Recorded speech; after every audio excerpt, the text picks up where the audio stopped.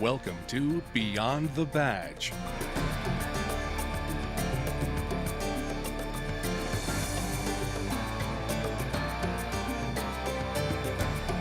Beyond the Badge is an inside look at your Oshkosh Police Department, brought to you through the resources of Oshkosh Community Media Services.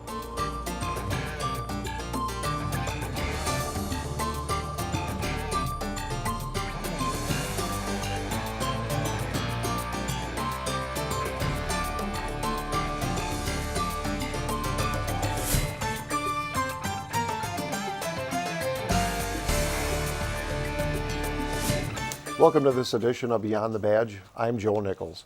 On today's show, we'll be talking with Marianne Radley from Reach Counseling and Stephanie Kitzrow from the UW Oshkosh. And we're going to be talking about Domestic Abuse Awareness Month, which is for October. We're also going to be talking about violence that occurs here in Oshkosh and how we can get help to the victims that need it. We'll also be talking about the Take Back the Night program, which is coming up very soon. We want to thank all of you watching us on GovTV and those of you listening to us on 101.9 Oshkosh FM. Marianne and Stephanie, thank you very much for coming on today's show. Thank you. I really appreciate you coming in. And Marianne, I know you've been here before, but please remind our viewers and listeners about yourself. Sure. Well, my name is Marianne Radley. I'm with Reach Counseling Services. I've been there 8 years, and I am the Advocacy Program Director there. Very good. Thank you again. Yes. And Stephanie, new to the show, but Yes. We're excited to have you here. Thank Please you. tell us about yourself. So my name is Stephanie. I also work for Reach Counseling Services, but my office is located on the UW Oshkosh campus, so I can serve the students there better. Fantastic. Well, once again, both of you, thank you for coming on today's show.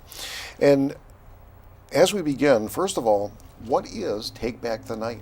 So Take Back the Night is our annual event here in Oshkosh. It's actually a national and international event focused on raising awareness on violence against women. It started back in the 70s to raise awareness after a young woman on a campus in Pennsylvania was sexually assaulted and murdered on her walk home. So we're here in a collaboration to bring an event to the community. This is our 27th year in Oshkosh, to educate folks about sexual and domestic violence and get them services so that they can seek help if they need it. Very good. And this year's event is, like I said, fast approaching. Please tell us a little bit about this year's event. Sure. So we always have it in October this year. Or I'm sorry, in Oshkosh we always have it in October. This year it's on October 18th. Okay. And it's held at the UW Oshkosh Alumni Center. It's going to start at 5 p.m. with activities, so there will be activity tables where people can interact with different agencies and learn some things about violence. We'll have a resource fair as well, so folks can get acquainted with what's available in the community as well as on campus. And then we'll have our traditional speaker series with a survivor, and followed by our march through the streets of Oshkosh and past the Christine Ann Center back to campus, where we'll close out with the art gallery if people want to come and view works of art that are in honor of survivors or created by survivors. Fantastic. So who works together to make Take Back the Night all happen? Yeah, so it's a really great collaborative event here in Oshkosh. Stephanie and I represent Reach Counseling on the committee, and we also have other representatives from the University Counseling Center and the Women's Center, and we also have a couple of folks from the Christine Ann Domestic Abuse Services on our committee. Excellent, excellent. And Stephanie, what services does the Campus Victim Advocate provide? Well, I'm the campus victim advocate, and I provide services to victims or survivors of sexual assault, domestic dating violence, stalking, and harassment. So those things all fall under something called Title IX. Okay, very good. And October is Domestic Violence Awareness Month. What are some of the efforts that UW Oshkosh takes to address sexual and domestic violence? Well, our response services are pretty good. The campus is very good at responding to those situations, but some of the steps we're doing for prevention work is bystander intervention. We're making a pretty big push to teach students and staff and faculty members how to step into situations if they see something happening and get those people help. Okay, very good. How many students are on the campus itself? There's about 11 to 12,000 students. Wow, so it's just like a regular small town. Yeah. Yeah, so things do occur. and they're not always good things. So University of Wisconsin Oshkosh also has a program called the Red Zone. Can you tell us what the Red Zone is? Yeah, of course.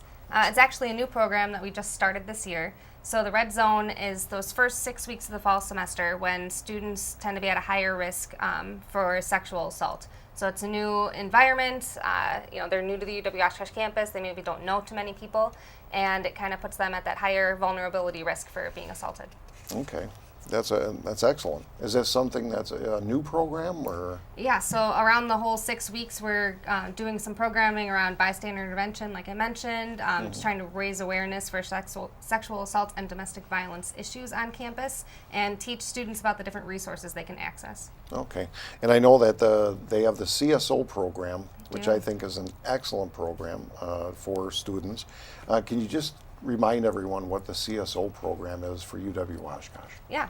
CSO stands for Community Service Officers, and students can apply for this position, and they work out of the University Police Department. And they can do things like safe walks, where they walk in pairs, and students can request a safe walk from point A to point B, and they will walk the student there to get them there safely. They also patrol some of the academic buildings at night and do security stations to let students into the building. Fantastic, and that's a great program, because we always strive power in numbers, because if you get the individual that's out there, you got a criminal that's looking for an opportunity.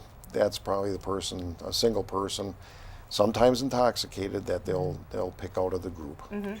So, Marianne, how does sexual violence occur in domestic situations? Sure. So sexual violence certainly can overlap with domestic violence, and we will certainly work collaboratively with Christine Ann Domestic Abuse Services when those situations occur, if folks are finding that they need maybe both shelter and services for sexual assault. Sexual violence is just another type of violence that can occur within a domestic situation. So we see sexual violence that happens within relationships, and we also see sexual violence happen between strangers. So of course, the myth and the stereotype is kind of the scary person jumping out of the bushes, attacked by a stranger, but that's really not what we see. More often than not, we're seeing sexual violence that happens between people that are dating or in a domestic relationship. Okay, and does that surprise some people when you give them Yeah, that I think it information? does. I think it does. Just because of the stereotypes that are out there, I think people think that it doesn't happen as often as it does. Okay, very good. Where does sexual violence fall in the power and control wheel? Sure. So the Power and Control Wheel is a resource to help illustrate the different forms that domestic violence can take. A lot of times we think it's simply physical violence, hitting, leaving marks, but it can take many forms, including sexual violence, which goes along with coercion and threats made by a partner, maybe coercing or threatening somebody into performing certain sex acts or submitting to certain behaviors. Intimidation certainly plays a big part in domestic violence and sexual assault relationships.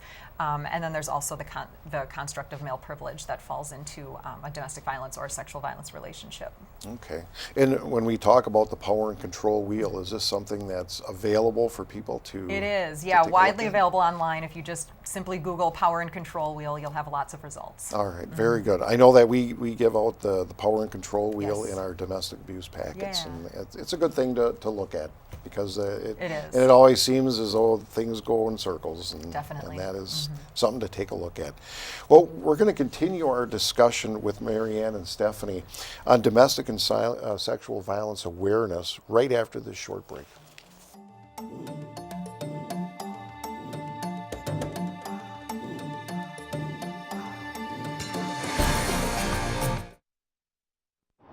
On Wisconsin roadways, 1 out of every 4 drivers forgets or never takes the time.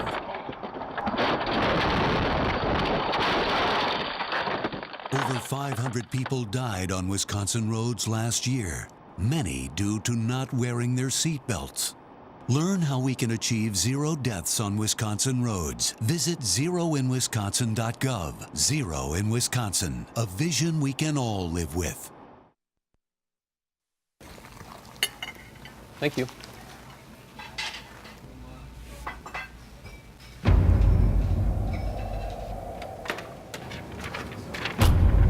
Killed someone while driving drunk. and you'll never be able to wash the blood off your hands.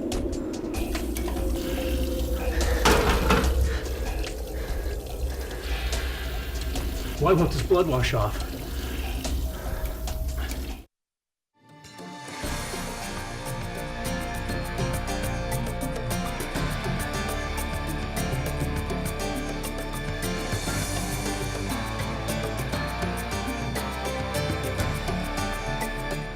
Welcome back to Beyond the Badge. We are here with Mary Ann Radley and Stephanie Kitzrow. We now have a better understanding of what domestic and sexual violence is, but how do we recognize it when it is happening to someone in our family, to one of our friends, or maybe to one of our neighbors? Stephanie, can you answer that one? Sure. Like Marianne said earlier, some of the people tend to think that that domestic violence tends to happen in just that physical form, but it can be those other forms like the emotional, maybe financial. It tends to hinge on that power and control, where one person in the relationship has more power and control over the other person in that relationship. So you might see that victim become isolated, maybe they're not talking to their family or friends as much as they used to, and they just have that more submissive role in the relationship. Very good. Mary Ann, anything else to add? No, Stephanie touched on a lot of different components. I was going to mention the isolation. A big part of it, of maintaining that power and control over somebody, is isolating them from their support people. So from their friends, from their supportive family members, potentially even from their coworkers, resulting in the loss of a job or restricting them from working. All right, very good. And I just listening to it, it's kind of borders on almost bullying. In some Sure. ways, because I mean we hear about bullying all the time, or cyberbullying, but it's kind of like in that same format, just different. It's not kids, Escalated, yeah. it's adults. Yeah. Yeah. So who should we call if we happen to see the signs of domestic abuse or sexual violence occurring? Who would like to take that one? Sure. Yeah, Oh, if sure. if it's a college student, they can definitely call university police if maybe they feel like their physical safety is threatened. If they're not ready to make that more concrete step yet, they could come to access me. My office is in the counseling center, so I can speak with them confidentially about any of those situations. Same thing with the counseling center. And the third confidential place on campus is the student health center. So those are the three main places they can go. All right, very good. And I guess to walk into the office and kind of talk about it, it can be people can be apprehensive a little bit about it. Yeah, So it can feel a little intimidating. a little intimidating, yeah. But I mean, it is something that and that's why we do these shows, is just to say, hey, it is occurring, and you don't have to be in fear. You can go in and talk to somebody, such as Stephanie or Mary Ann, and get the information out there, because that's what we look for, and we're trying to help you. Something else, our and Winnebago County Crime Stoppers. There you can do it anonymously. If you're seeing something occur in the neighborhood to one of your friends, that type of thing, and you don't want to get, have your friend upset because you're calling, you can make that anonymous report to the Winnebago County Crime Stoppers as well, and report it. And you might save a life that way. So now that the violence has been identified and someone recognizes a victim and reports it, is that the end of the story? Stephanie? No, it is definitely not the end of the story. That victim in the situation, they're supported throughout the entire process that they go through, and even far after that with maybe some counseling services, which is part of what Reach Counseling Services provides. Very good, very good. And what are some of the barriers to services students face on campus? Yeah, they can have a lot of barriers depending on maybe if they're a freshman and they're not aware of some of the resources that are available on campus. They're just in that new environment and they're still learning about the different ways they can seek help. And they are still very much tied to maybe their family back home, but they're in that new place, they're in that new environment. They're not quite sure who to turn to for help. So we can really help them overcome those barriers once we get connected to them. Fantastic. And I know there's probably many, many resources out there, and pamphlets, readings, yes. that type of thing that students can go to as well. So Marianne, if someone is in need of help for sexual violence in a domestic situation, where can they go for help? Sure. Well, there's a lot of great resources in the community, Reach Counseling being one of them. We are an advocacy center. We're also a licensed mental health clinic. So we can offer victims of violence long-term mental health treatment. We have offices in Neenah and Oshkosh to make ourselves more available for folks. And of course, the Christine Ann Domestic Abuse Services is great for people who are in need of shelter, in need of a safe space to go, and have a lot of comprehensive programming around violence as well. Fantastic, fantastic. And Marianne, can you just touch upon the Sexual Assault Kit Initiative? What is it? Yeah, sure. So there's been a lot of national attention surrounding this issue of there's a lot of rape kits that are going untested over the last several decades. So what that is an exam that a sexual assault victim would go in. They would go to the hospital and have evidence collected after a sexual assault. That kit would then be collected and either tested right away for an ongoing investigation or held in evidence just based on what the victim wished to have done. So what across the country law enforcement has been finding is that there's high numbers of these kits that have just gone untested. So there's an initiative going on in Wisconsin, Sexual Assault Kit Initiative, and that also can be Googled if people want more information. Okay. But we are in the process of hiring an advocate coming on board to help us with that initiative here in Winnebago County. So there was money available in the 10 counties in Wisconsin that had the highest number of untested kits, and we were one of them. Wow. So we're going to be working collaboratively with law enforcement on helping notify those victims of, hey, you had this kit done maybe 2, 3, 10 years ago, and now we think it's going to be tested. What can we do to help you through this process? Because it might be difficult for somebody who's maybe put that in the back of their mind and hasn't thought about it for many years to now have this come up again. So while we're going through this process, we want to make sure we have the best services for people. Well, that's great news. Yeah. Especially for the victims. Do you have a number of how many untested kits? I maybe? think in Wisconsin it was 6,000. Oh, wow. So it's up there. It's definitely up there. I don't know the specifics for our county. I can't remember, but yeah, we were one of the top 10, so we are bringing somebody on to help with that initiative. Wow, that's incredible. Yeah. And Stephanie, what are some ways to get involved throughout the year, just not in October, or at different times of the year? How do people get involved about the issues? Mm-hmm. Yeah, some of the ways they can get involved, that bystander intervention I keep going back to, which is super important, but we have those trainings about maybe 3 to 4 times a month that students can go to. They can go through the training. They can also get trained to train other people about bystander intervention. And there's a lot of different student organizations on campus that students can get involved in. One of them is CARE, stands for Campus Awareness for Relationship Education. And students can get involved in that year-round and do a lot of different programs, bring guest speakers onto campus, and just talk about those issues like sexual violence and domestic violence. Fantastic. Is there meetings that the advocates go to, or? There are. There's weekly meetings that are held in the great. Women's Center on Wednesdays at 11:30. Fantastic. And anyone can show up at that time? Yeah, any student can show up. Okay. Well, we want to see you there. So, Yes, we do. All right. Excellent.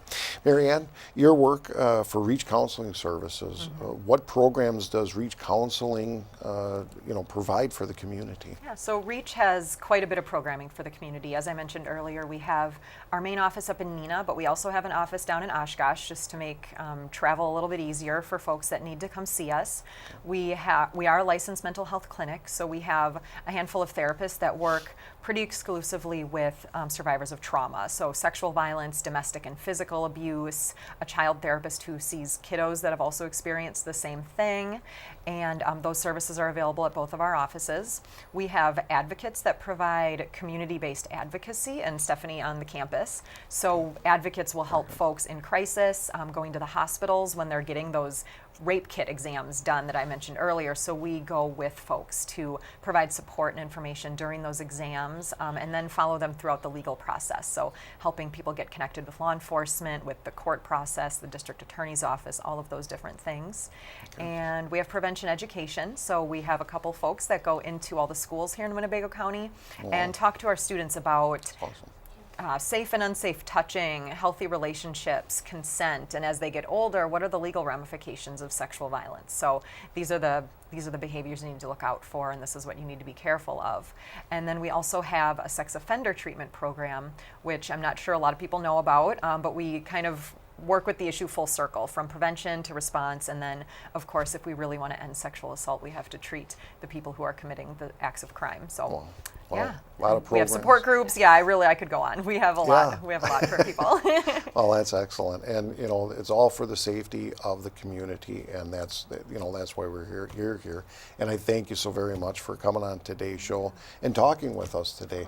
And once again, what is the Take Back the Night date once again? Take Back the Night is October 18th. It's a Wednesday, as usual, and it starts at 5 p.m. at the UW Oshkosh Alumni Center. Fantastic. Once again, thank you both for coming on thank you today's so much. show. Thanks for having Greatly us. appreciate it. And we'll be right back after this short break.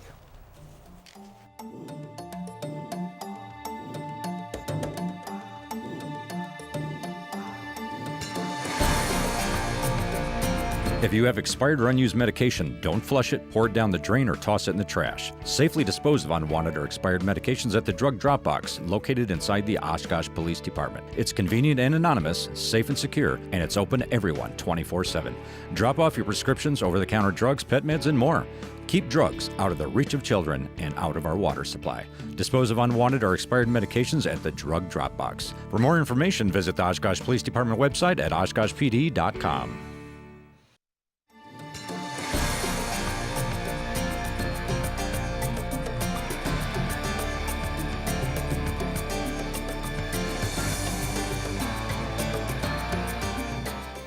Welcome back to Beyond the Badge. We thank Marianne Radley and Stephanie Kitzrow for being on today's show. Don't forget about this year's Take Back the Night event that is occurring on Wednesday, October 18th, 2017, beginning at 5 p.m. at the UW Oshkosh Alumni Center on the UW Oshkosh campus. A reminder that this year's Halloween trick-or-treating is scheduled for Tuesday, October 31st from 5 p.m. to 7 p.m. Parents, please remember to walk with your children, okay? Power in numbers, remember that, when trick-or-treating in your neighborhoods. And we suggest you stay in your neighborhoods as well. Make sure the kids are wearing bright colored costumes that are properly fit and have a flashlight when walking during hours of darkness. Be sure that you check the candy before consuming it. If it looks suspicious, make sure that you throw it out. If you actually see something in the candy, report it to the police department by the non-emergency number 236-5700. If candy is consumed and you think that there was something in it, make sure that you get your child to a hospital as soon as possible. We want everyone to have a safe and enjoyable Halloween.